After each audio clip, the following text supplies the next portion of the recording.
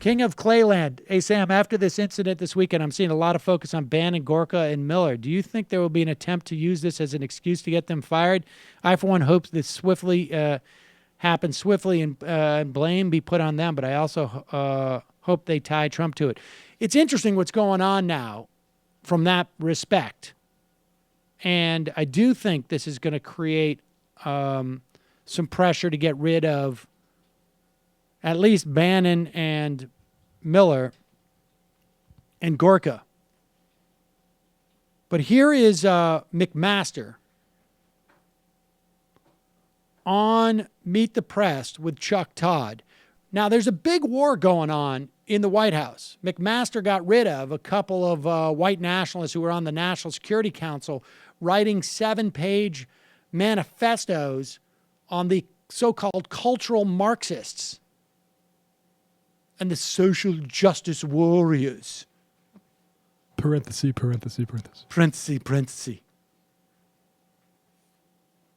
And McMaster fired 2 of them. Apparently, Trump was mad.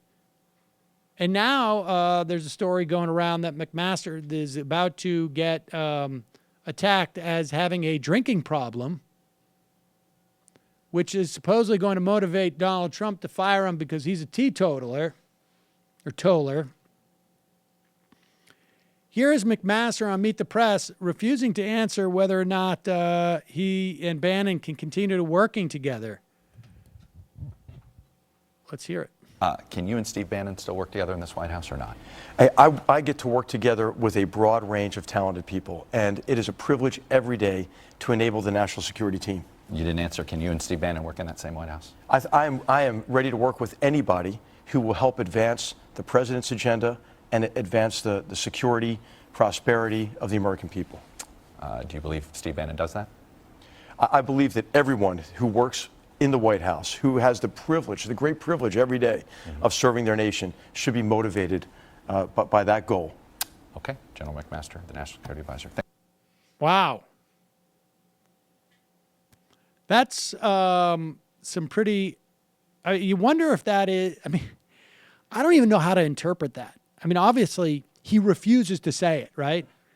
He refuses to even say, look, I'm going to serve the president. If the president wants me to serve with anybody in that White House, I will do it. That's what Scaramucci did with Reince. It's Trump's decision. I'll live with it. And it sounds to me like McMaster has basically said, to the president or to somebody in there, like, I don't know if I can work with this guy. And doesn't want to contradict himself on television. Because he could clearly have said something more diplomatic. So it's quite possible that what's going on might put that pressure on Bannon. Meanwhile, the mooch, gone but not forgotten, was on ABC with political director Rick Klein. He asked the mooch if Steve Bannon was a white nationalist. Here's what the mooch had to say. And the white nationalist, the white supremacist, in your view? I don't know. I mean, I've never sat down with Steve Bannon and said, hey, are you a white nationalist or a white supremacist? But I think the toleration of it by Steve Bannon is inexcusable.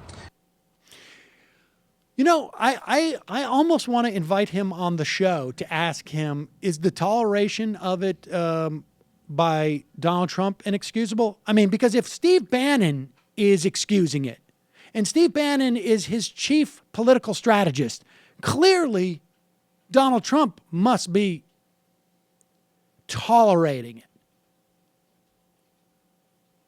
Right? I mean, it's not like Steve Bannon's going home and he's saying like, well, I got the Nazis congregating in my backyard again, but I'm just going to let them, I'll tolerate it.